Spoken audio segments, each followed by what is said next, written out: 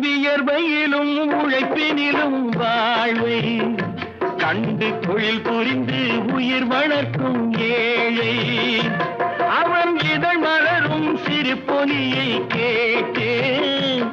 அந்த சிரிப்பினிலே இறைவனை நான் பார்த்தேன். அந்த சிரிப்பினிலே இறைவனை நான் பார்த்தேன். பாசமுள்ள பார்வையிலே கடவுள் வாழ்கிறான்.